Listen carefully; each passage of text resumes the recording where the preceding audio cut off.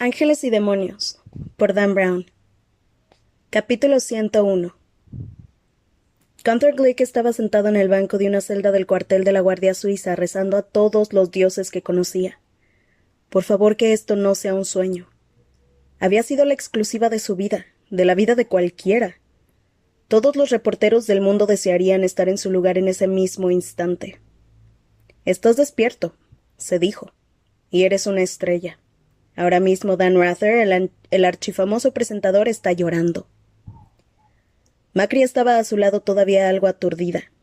Glick no la culpaba por ello. Además de emitir una exclusiva, el discurso del camarlengo, habían sido ellos quienes habían mostrado al mundo las escabrosas fotografías de los cardenales y del papa. Esa lengua. Así como imágenes en directo de la cuenta atrás del contenedor de la antimateria. Increíble. Por supuesto, todo ello se había hecho a petición del camarlengo, de modo que no era esa la razón por la que Glick y Macri estaban ahora encerrados en una celda de la Guardia Suiza. Había sido el atrevido colofón a su reportaje lo que los guardias no habían apreciado. Glick sabía que no debería haber dicho nada sobre la conversación que previamente había oído sin querer, pero ese era su momento de gloria. Otra primicia de Glick.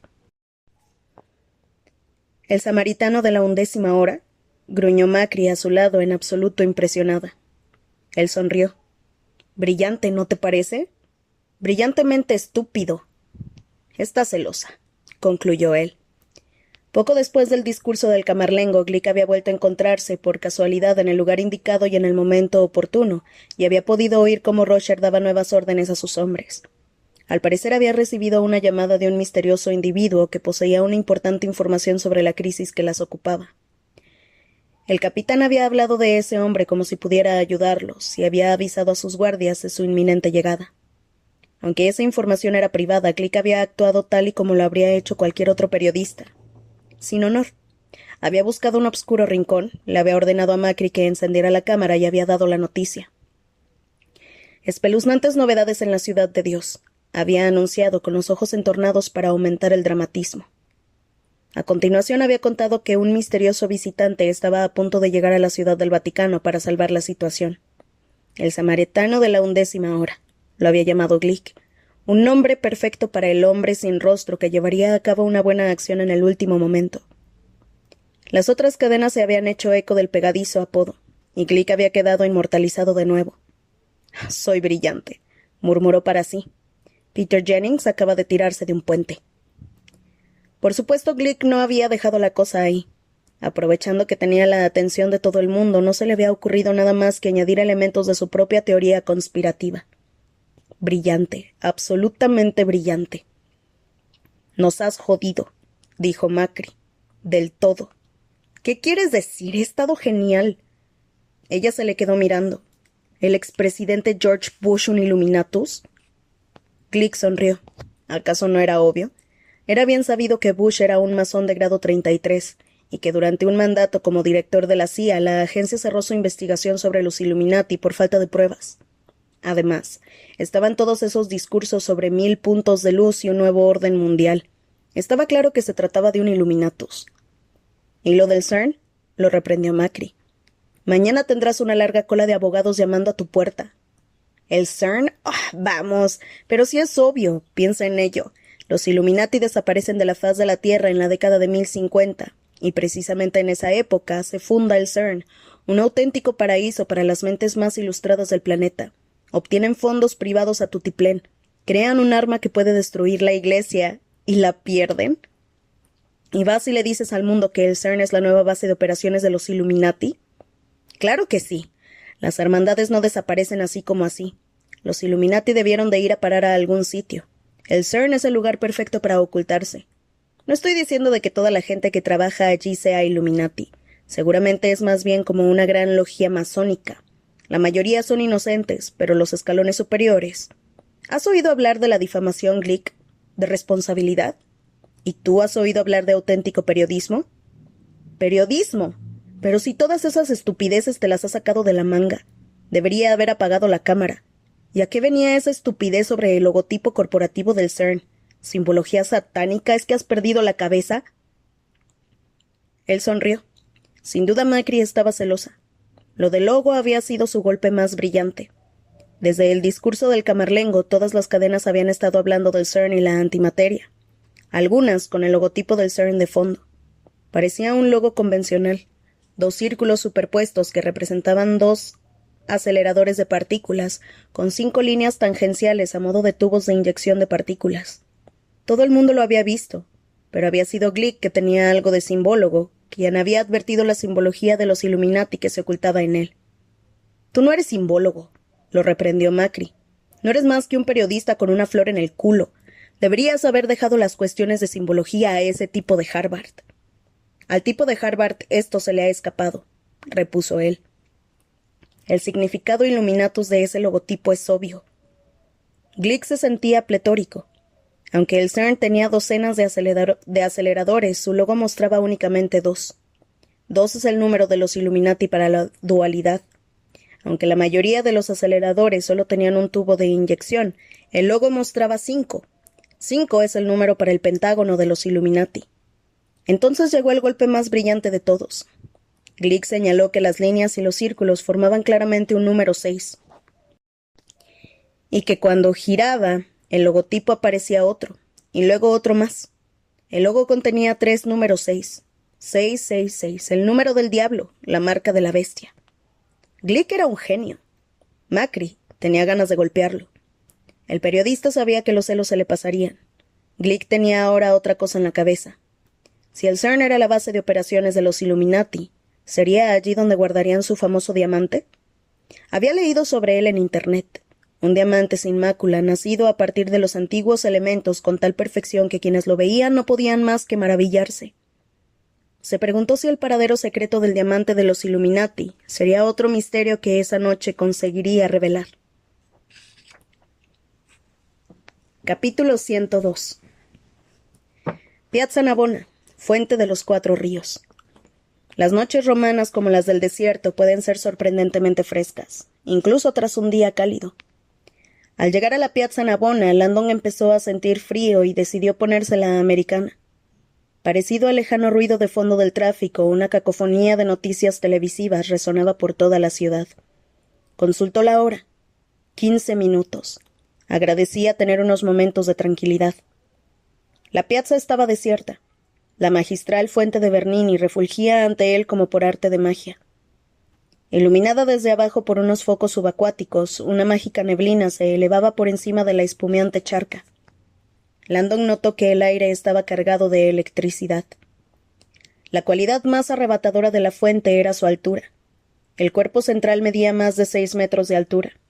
Consistía en una escarpada montaña hecha de mármol travertino y plagada de cuevas y grutas de las que manaba el agua. El montículo estaba cubierto de figuras paganas, y en lo más alto se alzaba un obelisco de otros 12 metros. Landon levantó la mirada. En el extremo del obelisco una tenue sombra se recortaba contra el cielo. Un pichón solitario permanecía allí posado, en silencio.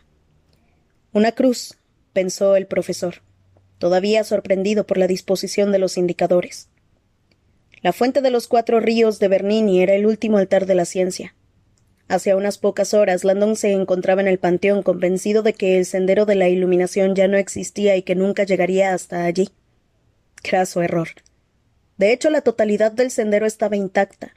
Tierra, aire, fuego y agua. Y él lo había seguido de principio a fin. Todavía no hasta el final, se recordó.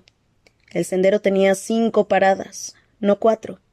Ese cuarto indicador señalaba el destino final, la guarida sagrada de los Illuminati, la iglesia de la iluminación. Landon se preguntó si todavía estaría en pie. También si sería ahí a donde el asesino había llevado a Vittoria. Examinó las figuras de la fuente en busca de cualquier pista que pudiera indicar la dirección de la guarida. Deja que los ángeles guíen tu noble búsqueda. Casi de inmediato, sin embargo, una inquietante certidumbre se adueñó de él. En esa fuente no había ningún ángel, al menos ninguno visible desde el lugar en el que se encontraba, o que hubiera visto en anteriores ocasiones. La fuente de los 4 ríos era una obra pagana. Todas las figuras eran, pues, profanas. Humanos, animales, incluso había un curioso armadillo. Un ángel destacaría desde lejos. ¿Me habré equivocado de lugar? Volvió a pensar entonces en la disposición en forma de cruz de los 4 obeliscos. Apretó los puños. Esta fuente es perfecta. Solo eran las 10:46 cuando una furgoneta negra salió de un callejón al otro extremo de la piazza. Landon no habría reparado en ella de no ser porque llevaba los faros apagados. Como un tiburón patrullando una bahía iluminada por la luna, el vehículo rodeó el perímetro de la piazza. Landon se agachó y permaneció en cuclillas en las sombras, junto a la escalera que conducía a la iglesia de San Agnés en agonía. Se quedó mirando la piazza y notó cómo se le aceleraba el pulso. Tras 2 vueltas completas, la furgoneta se desvió en dirección a la fuente de Bernini. Avanzó lateralmente junto al borde hasta que la puerta corredera quedó a unos pocos centímetros de las agitadas aguas y finalmente se detuvo. La neblina pareció espesarse. Landon fue presa de una inquietante premonición. ¿Había llegado temprano el asesino? ¿Había ido en furgoneta?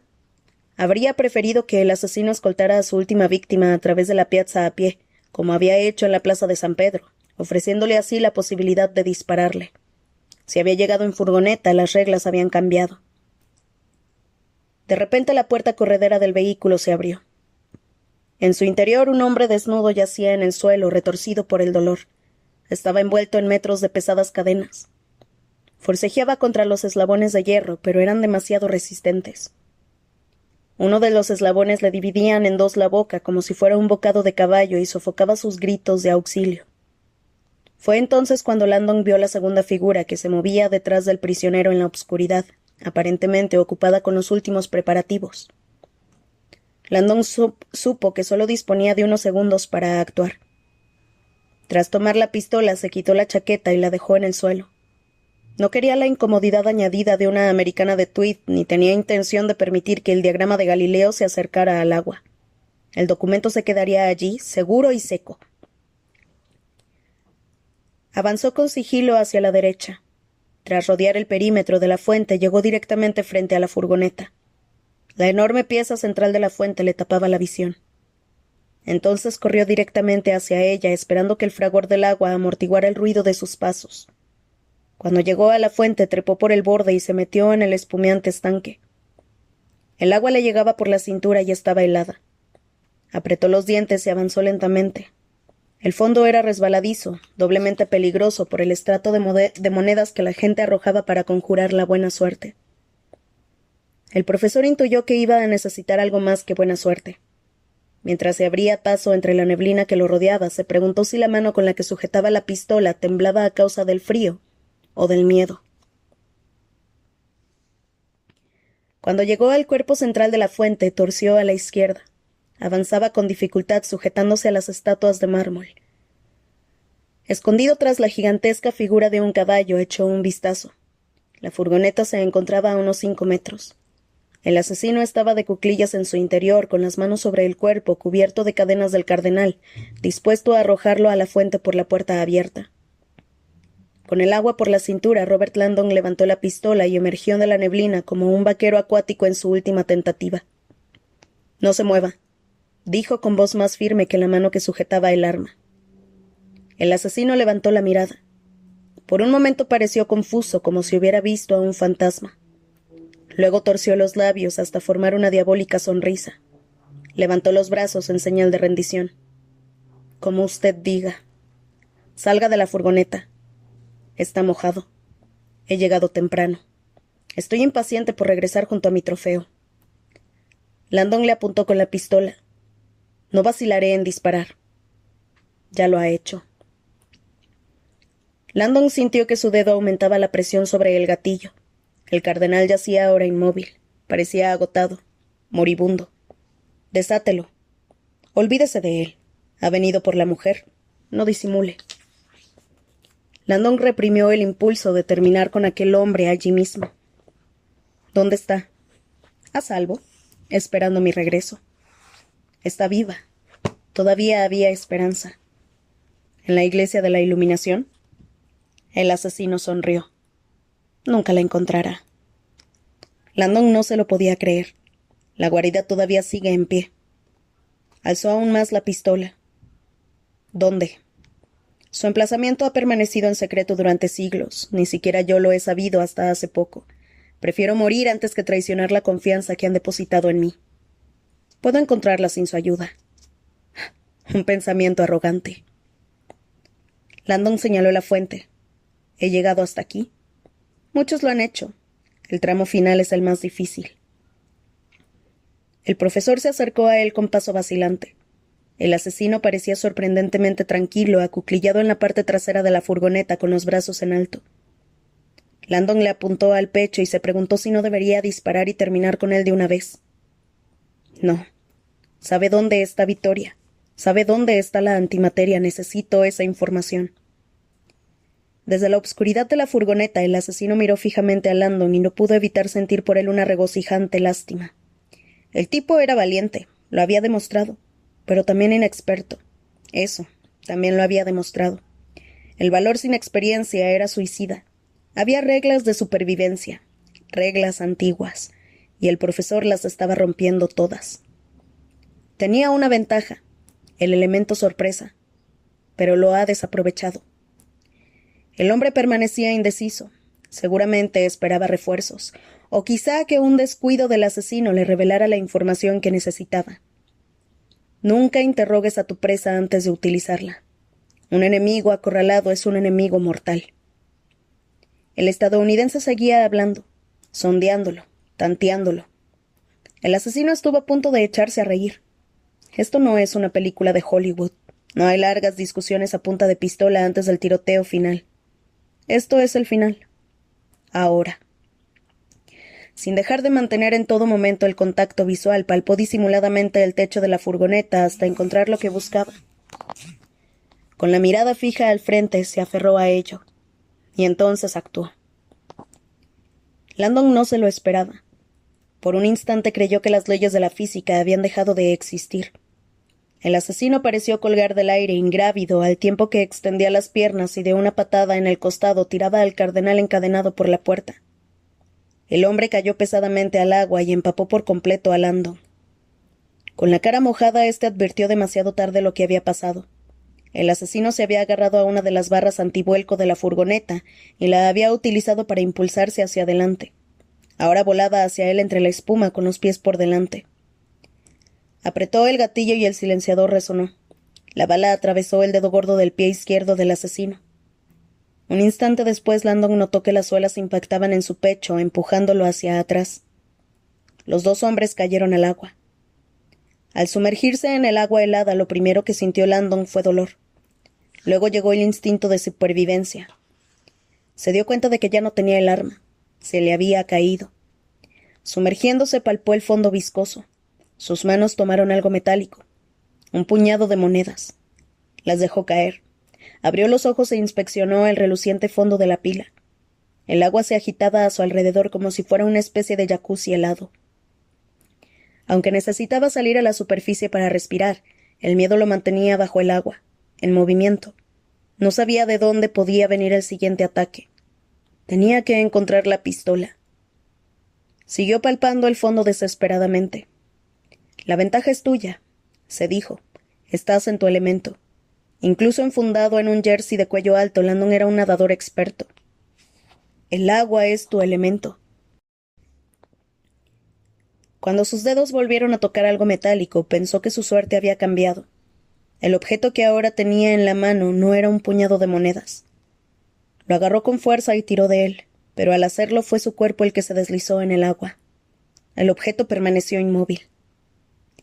Antes incluso de pasar por encima del cuerpo del cardenal, se dio cuenta de que había agarrado un eslabón de la cadena de metal que mantenía al hombre bajo el agua. Se quedó un momento paralizado al ver el rostro que lo miraba aterrorizado desde el fondo de la fuente. Sobresaltado por la mirada del hombre, tomó las cadenas e intentó sacarlo a la superficie. El cuerpo fue ascendiendo lentamente como un ancla. Landon tiró con mayor fuerza.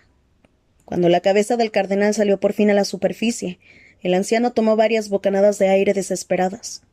Entonces su cuerpo sufrió una violenta sacudida y a Landon se le resbalaron las cadenas de las manos. Como si de una piedra se tratara, Valla se hundió y desapareció bajo el agua espumeante. El profesor volvió a sumergirse en el agua turbia con los ojos bien abiertos. Encontró al cardenal. Esta vez, al tomarlo, las cadenas que cubrían el pecho de Vaya se apartaron, dejando parcialmente a la vista otra maldad más. Una palabra marcada a fuego en la piel. Water.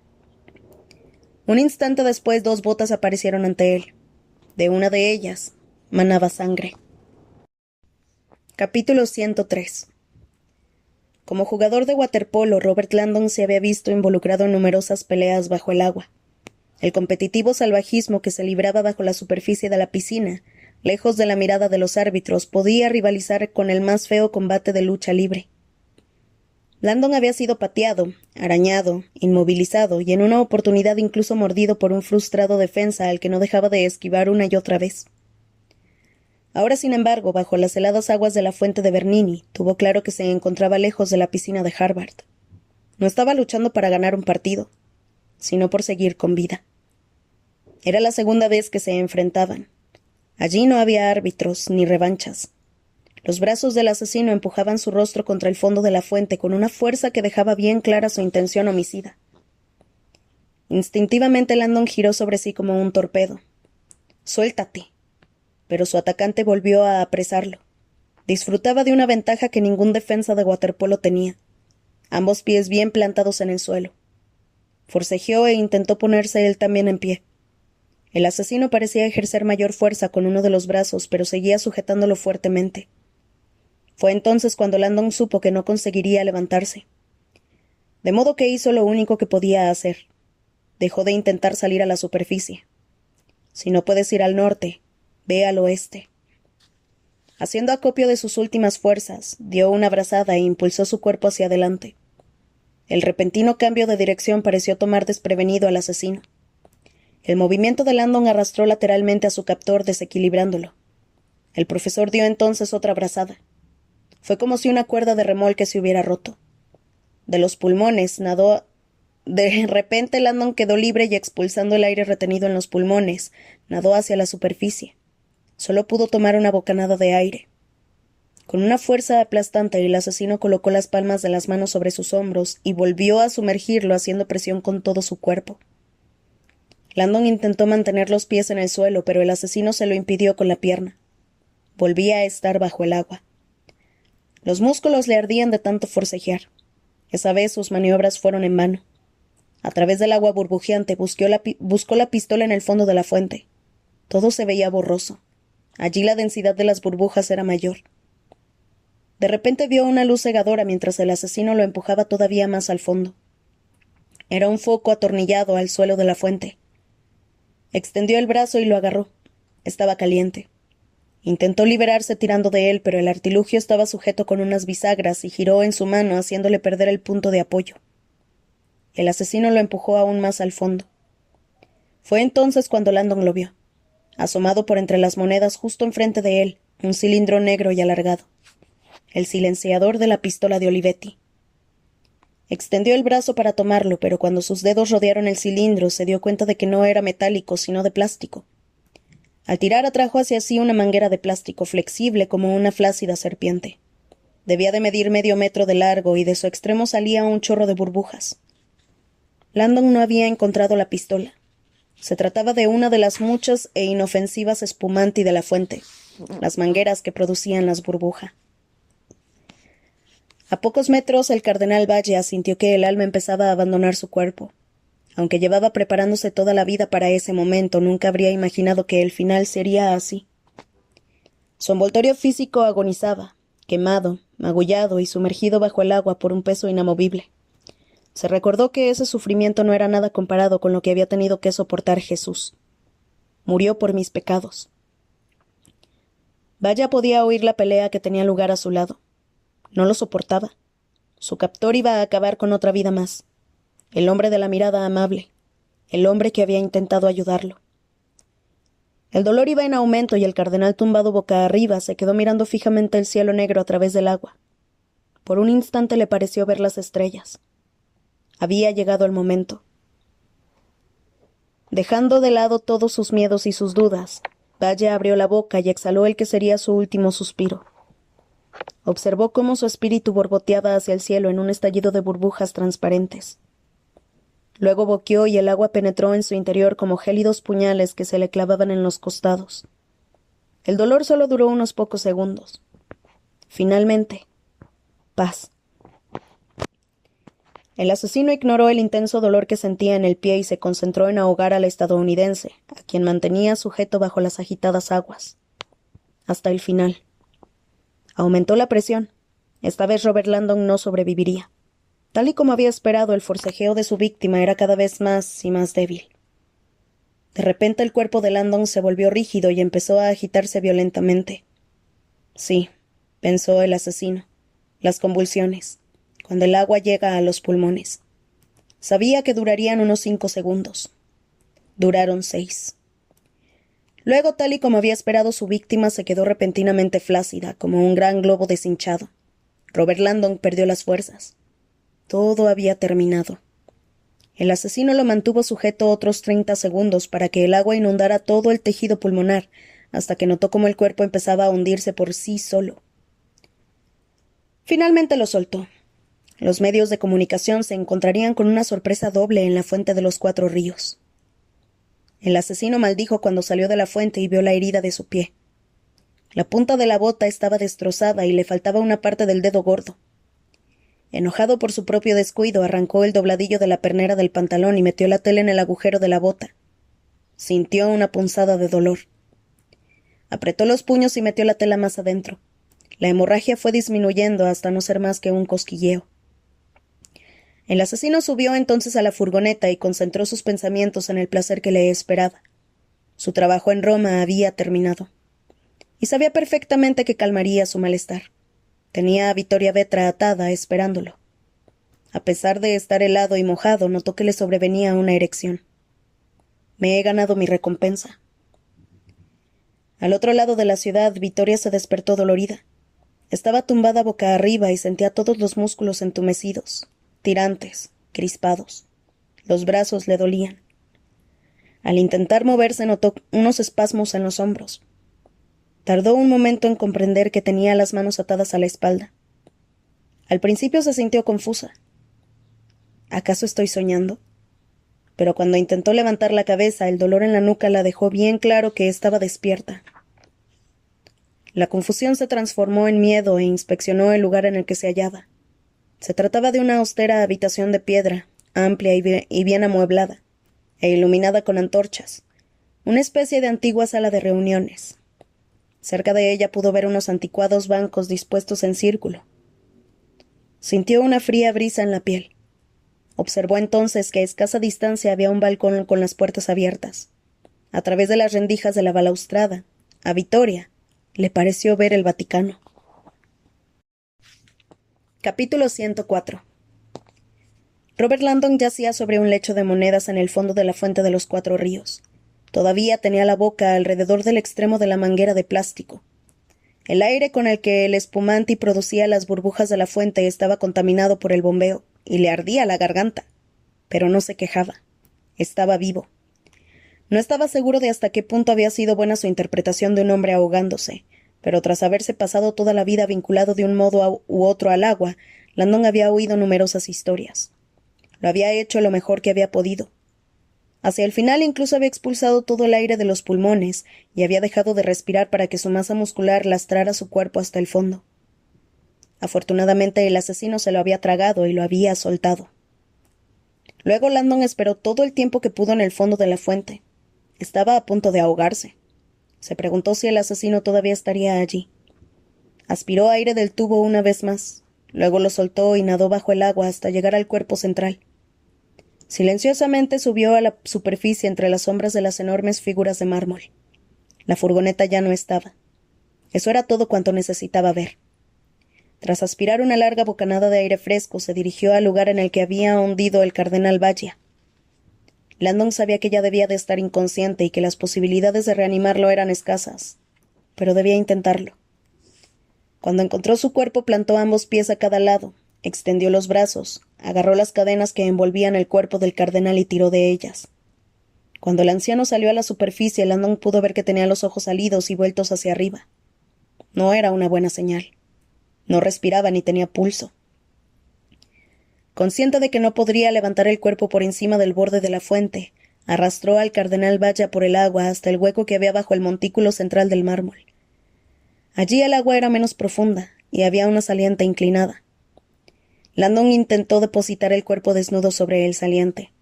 Lo consiguió a medias. Entonces se puso manos a la obra. Comprimiendo el pecho encadenado del hombre, bombeó el agua de sus pulmones. Luego le practicó el boca a boca, contando cuidadosa y deliberadamente, resistiendo la tentación de soplar demasiado aprisa y con demasiada fuerza. Durante 3 minutos intentó reanimar al anciano. Al cabo de 5 tuvo claro que ya no había nada que hacer. Il Preferiti, el hombre que iba a ser papa, yacía muerto ante sus ojos. Por alguna razón, incluso entonces, postrado en las sombras del saliente semisumergido, el cardenal Baggio seguía transmitiendo un aire de tranquila dignidad. El agua lamía suavemente su pecho, casi con arrepentimiento, como si pidiera perdón por haberlo matado, como si quisiera limpiar de su pecho la quemadura que llevaba su nombre. Con cuidado pasó la palma de la mano por el rostro del hombre y le cerró los párpados. Al hacerlo sintió que las lágrimas acudían a sus ojos. Le extrañó. Luego, por primera vez en años, Landon lloró. Capítulo 105.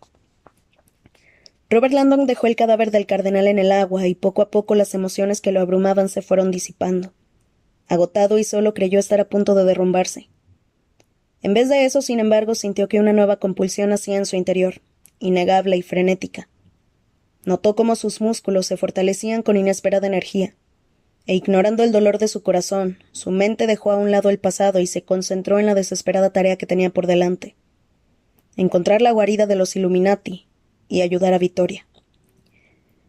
Volviéndose hacia el centro rocoso de la fuente de Bernini, hizo acopio de sus últimas esperanzas e inició la búsqueda del último indicador. Sabía que en algún lugar de aquella sinuosa masa de figuras había una pista que apuntaba a la guarida. Al inspeccionar la fuente, sin embargo, sus esperadas se desvanecieron rápidamente. Las palabras del ceño parecían burlarse de él. Deja que los ángeles guíen tu noble búsqueda. Landon miró con odio las formas talladas que tenía ante sí. Es una fuente pagana, aquí no hay ningún maldito ángel. Tras completar la infructuosa búsqueda del indicador en el conjunto escultórico, su mirada ascendió instintivamente por el alto pilar de piedra. 4 indicadores, pensó, desperdigados por Roma formando una cruz gigante.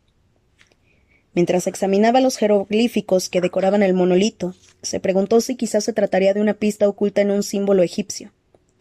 Rechazó la idea de inmediato. Los jeroglíficos eran varios siglos anteriores a Bernini, y no fueron descifrables hasta que se descubrió la piedra de Rosetta. Aún así, aventuró, ¿no podría Bernini haber tallado un símbolo adicional? ¿Uno que pasara desapercibido entre todos los jeroglíficos? Con esperanzas renovadas rodeó la fuente una vez más y estudió las 4 caras del obelisco. Le llevó un par de minutos, y cuando llegó al final de la última, sus esperanzas volvieron a derrumbarse. No parecía haber ningún añadido, y desde luego tampoco ningún ángel. Landon consultó la hora en su reloj. Eran las 11 en punto. No podía decir si el tiempo volaba o se arrastraba. Imágenes de Vittoria y el asesino comenzaron a atormentarlo mientras completaba otra vuelta a la fuente. Exhausto, sintió que estaba a punto de derrumbarse. Echó la cabeza hacia atrás y profirió un grito en la noche. El grito se le quedó atascado en la garganta. Se quedó mirando el extremo del obelisco. Con anterioridad ya había visto el objeto que había allá arriba, pero lo había ignorado. Ahora, sin embargo, le prestó atención. No era un ángel, ni mucho menos. De hecho, ni siquiera le había parecido que formara parte de la fuente de Bernini. Había creído que se trataba de una criatura viva, uno de los carroñeros de la ciudad encaramado a una alta torre. Un pichón. Aguzó la mirada para ver bien el objeto, borroso a causa de la reluciente neblina que había a su alrededor. Era un pichón, ¿no? Podía ver claramente la cabeza y el pico recortados contra las estrellas. Sin embargo, el pájaro no parecía haberse movido desde que Landon había llegado a la plaza. Encaramado a lo alto del obelisco, seguía mirando tranquilamente hacia el oeste. Observó un momento más el objeto y luego sumergió la mano en la fuente. Tomó un puñado de monedas y se las arrojó. Estas repiquetearon en la superficie del obelisco de granito. El pájaro no se movió. Lo volvió a intentar. En esta ocasión algunas de las monedas alcanzaron al pájaro. Un tenue ruido metálico resonó en la plaza. El maldito pichón era de bronce. Estás buscando un ángel, no un pichón, le recordó una voz. Demasiado tarde. Landon ya había establecido la conexión. Se había dado cuenta de que no se trataba de ningún pichón. Era una paloma. Sin ser apenas consciente de sus propias acciones, se dirigió al centro de la fuente y empezó a trepar por la montaña de mármol travertino, agarrándose de los enormes brazos y cabezas de sus figuras. A medio camino de la base del obelisco dejó atrás la neblina y pudo ver la cabeza del pájaro con mayor claridad. No había duda. Se trataba de una paloma. El supuesto color obscuro del pájaro era en realidad resultado de la polución de Roma, que había deslustrado el bronce original. Entonces comprendió su significado. Antes había visto un par de palomas en el panteón. Un par de palomas no tenían ningún significado. Esta, sin embargo, estaba sola. La paloma solitaria es el símbolo pagano del ángel de la paz. La verdad estuvo a punto de elevarlo hasta lo alto del obelisco. Bernini había escogido el símbolo pagano del ángel para que pareciera una fuente pagana. Deja que los ángeles guíen tu noble búsqueda. La paloma es el ángel. No se le ocurría ningún lugar más elevado para el último indicador de los Illuminati que la punta de ese obelisco. El pájaro miraba hacia el oeste. Landon intentó averiguar hacia qué lugar señalaba, pero los edificios no se lo permitían. Trepó un poco más. Inesperadamente le vino a la memoria una cita de San Gregorio de Nisa. Cuando el alma se ilumina, adopta la hermosa forma de una paloma. Landon siguió subiendo en dirección a la paloma. Casi volaba. Llegó a la plataforma desde la que se alzaba el obelisco. Ya no podía trepar más. En cuanto miró en derredor, sin embargo, supo que no haría falta. Toda Roma se extendía ante él. La vista era impresionante. A su izquierda podía ver los caóticos focos de los medios, de comunicación alrededor de la Basílica de San Pedro. A su derecha la humeante cúpula de Santa María de la Vittoria. Delante de él, a lo lejos, la Piazza del Popolo, y a sus pies el cuarto y último indicador, una gigantesca cruz de obeliscos. Temblando observó la paloma. Luego se volvió hacia la dirección que señalaba y aguzó la mirada hacia el horizonte. Lo vio al instante. Tan obvio, tan claro y tan engañosamente simple. Ahora que la tenía delante no podía creer que la guarida de los Illuminati hubiera permanecido oculta durante tantos años. Toda la ciudad pareció desvanecerse mientras contemplaba la gigantesca estructura de piedra que veía al otro lado del río. Era uno de los edificios más famosos de Roma. Se encontraba a orillas del río Tíber, enfrente mismo del Vaticano. La geometría de la construcción era austera. Un castillo circular rodeado por una fortaleza cuadrada y extramuros, alrededor de toda la estructura, un parque con forma de pentágono. Las antiguas murallas de piedra estaban teatralmente iluminadas con una suave luz. En lo alto del castillo se elevaba un enorme ángel de bronce cuya espada señalaba el centro mismo del edificio. Y por si esto fuera poco, la entrada principal era el famoso Ponte San Angelo, que conducía única y exclusivamente al castillo, una espectacular vía de acceso adornada por 12 altos ángeles tallados por el propio Bernini. A modo de sobrecogedora revelación final, Landon se percató de que la cruz de obeliscos repartidos por la ciudad señalaba el castillo al estilo de los Illuminati. El brazo central de la cruz pasaba directamente por encima del centro del puente del castillo, dividiéndolo en 2 mitades iguales. Procurando no mojarla con su empapado cuerpo, recogió la americana de Tweed, luego subió al sedán robado, pisó con fuerza el acelerador y se perdió en la noche a toda velocidad. Capítulo 106. Pasaban 7 minutos de las 11 de la noche cuando el coche de Landon circulaba por Roma a toda velocidad. Mientras recorría el Lunch de Tordinona, en paralelo al río, pudo ver cómo a su derecha el destino se alzaba como una montaña. Castel San Angelo. Sin previo aviso, de repente apareció el desvío para tomar el estrecho puente. Pisó el freno y giró. Lo hizo a tiempo, pero el puente estaba cerrado al tráfico. Tras derrapar 3 metros, chocó con los pequeños pilares de cemento que bloqueaban el camino. Landon sufrió una fuerte sacudida cuando su vehículo colisionó. Había olvidado que ahora ese puente era únicamente peatonal. Agitado salió del maltrecho coche lamentando no haber escogido alguna otra ruta. Estaba aterido por culpa del baño en la fuente. Se puso su americana Harris de Tweed por encima de la camisa mojada y agradeció el característico doble forro. El folio del diagrama se mantendría seco. Ante él, al otro lado del puente, la fortaleza de piedra se alzaba como una montaña. Dolorido y agotado, echó a correr. A ambos lados, como un guantelete de escoltas, una procesión de ángeles de Bernini lo guiaba hasta su destino final. A medida que se iba acercando a él, el castillo parecía cada vez más alto. Era como un pico imposible de escalar. Le resultaba todavía más intimidante que la Basílica de San Pedro. Mientras corría hacia el bastión, levantó la mirada hacia el centro circular de la ciudadela y el descomunal ángel que lo remataba. El castillo parecía estar desierto. Sabía que a lo largo de los siglos el Vaticano había utilizado ese edificio como tumba, fortaleza, refugio papal, prisión para enemigos de la Iglesia y museo. Al parecer, sin embargo, el castillo también tenía otros ocupantes, los Illuminati. De algún modo extraño tenía sentido. Aunque el castillo era propiedad del Vaticano, su uso era esporádico, y con los años Bernini había llevado a cabo muchas reformas. Se rumoreaba que estaba repleto de entradas, pasadizos secretos y estancias ocultas. Landon estaba seguro de que el ángel y el parque con forma de pentágono también eran obra del artista. Cuando llegó ante las gigantescas puertas del castillo, empujó con fuerza. No se movieron. 2 aldabas de hierro colgaban a la altura de los ojos. No les prestó atención. Retrocedió un paso y examinó la muralla exterior. Esas murallas habían resistido el ataque de bereberes, paganos y moros. Algo le decía que sus posibilidades de entrar por allí eran escasas.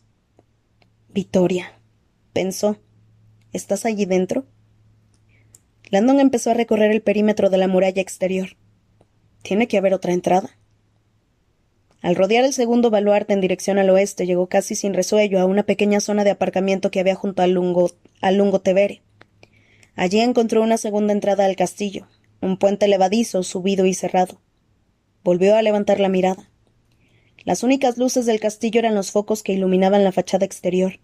Todas las pequeñas ventanas parecían estar a obscuras. Landon miró un poco más arriba. En lo alto de la torre central, a unos 30 metros, justo debajo de la espada del ángel, sobresalía un balcón solitario. El parapeto de mármol parecía relucir tenuente, como si la habitación que había detrás estuviera iluminada con una antorcha. Landon se detuvo y de repente su empapado cuerpo se echó a temblar. ¿Una sombra? Aguardó un momento, luego volvió a verla. Se estremeció. Ahí arriba hay alguien. Vittoria, llamó incapaz de contenerse, pero su voz quedó ahogada por el fragor del Tíber a su espalda. Empezó a dar vueltas en círculos, preguntándose dónde diantre se encontraba la guardia suiza. ¿Acaso no habían oído su transmisión? Al otro lado del aparcamiento divisó un camión de la prensa. Landon corrió hacia él. Un hombre con una gran barriga que llevaba unos auriculares puestos estaba sentado en la cabina manipulando unas palancas. Landon llamó a la puerta con los nudillos. El hombre se sobresaltó. Vio la ropa mojada del profesor y se quitó los auriculares. ¿Qué pasa, colega? Hablaba con acento australiano. Necesito su teléfono. Landon estaba frenético. El hombre se encogió de hombros. No hay señal. Llevo toda la noche intentándolo. Las líneas están colapsadas. Landon maldijo en voz alta. ¿Ha visto entrar a alguien ahí dentro? Señaló el puente levadizo. La verdad es que sí. Una furgoneta negra ha estado entrando y saliendo toda la noche. A Landon se le hizo un nudo en el estómago. ¡Ay, suertudo cabrón! Dijo el australiano, levantando la mirada hacia la torre y frunciendo luego el entrecejo porque él no podía ver el Vaticano. Seguro que desde allí arriba la vista es perfecta. No he conseguido llegar a la plaza de San Pedro por culpa del tráfico, así que he de grabar desde aquí. Landon no lo escuchaba. Estaba considerando sus opciones. ¿Usted qué cree? Le preguntó el australiano. ¿Ese samaritano es la 11ª hora? ¿De la 11ª hora es real o qué? Landon se volvió hacia él. ¿Cómo dice? ¿No se ha enterado? El capitán de la Guardia Suiza ha recibido una llamada de alguien que asegura tener información decisiva, y ahora ese tipo está a punto de llegar en avión. Lo único que sé es que si consigue salvar la situación, las audiencias subirán todavía más. Se rió. Landon se sentía confundido. ¿Un buen samaritano acudía a ofrecer su ayuda? ¿Acaso sabía dónde estaba la antimateria? Entonces, ¿por qué no se lo decía a la Guardia Suiza y ya está? Había algo muy raro en todo aquello. Pero él no tenía tiempo. Dijo el australiano al fijarse en su rostro. ¿No es usted el tipo ese que he visto en la televisión, el que ha intentado salvar al cardenal en la plaza de San Pedro? Landon no contestó. Había posado su mirada en un artilugio que sobresalía en el techo del camión. Una antena parabólica sujeta a un brazo extensible. Volvió a mirar el castillo. La muralla exterior medía 15 metros de altura. La fortaleza interior todavía más. La torre parecía increíblemente alta desde allí, pero si por lo menos consiguiera salvar la primera muralla. Landon se volvió hacia el periodista y señaló el brazo extensible. ¿A qué altura llega eso? ¿Cómo dice? El hombre parecía confuso. 15 metros, ¿por qué? Mueva el camión. Aparque junto a la muralla. Necesito su ayuda. ¿De qué está hablando? Landon se lo explicó. El australiano abrió unos ojos como platos. ¿Está loco? Ese brazo telescópico cuesta $200,000, no es una escalera. ¿Quiere audiencia? Poseo una información que se la daría. Landon estaba desesperado. ¿Una información que vale 200 de los grandes? El profesor le dijo que le revelaría a cambio del favor. 90 segundos después, Robert Landon estaba colgado del extremo del brazo extensible a 15 metros de altura. Tras cogerse a lo alto del primer baluarte, se acercó a la muralla y consiguió saltar sobre el bastión inferior del castillo. «Ahora cumpla con el trato», exclamó el australiano. «¿Dónde está el cardenal?» Landon sintió una punzada de culpabilidad por revelar la información, pero un trato era un trato. Además, seguramente el asesino llamaría de todos modos a los medios. «Piazza Navona», gritó. «En la fuente». El australiano bajó la antena parabólica y salió pitando hacia la exclusiva de su vida. En una cámara de piedra que se elevaba por encima de la ciudad, el asesino se quitó las botas mojadas y se vendó el dedo del pie herido. Sintió dolor, pero eso no le impidió disfrutar del momento. Se volvió hacia su trofeo. Victoria estaba en un rincón de la habitación tumbada boca arriba sobre el rudimentario diván, con las manos atadas a la espalda y amordazada. El asesino se acercó a ella. Estaba despierta. Eso le gustó. Curiosamente en sus ojos vio fuego. No miedo. El miedo ya llegará.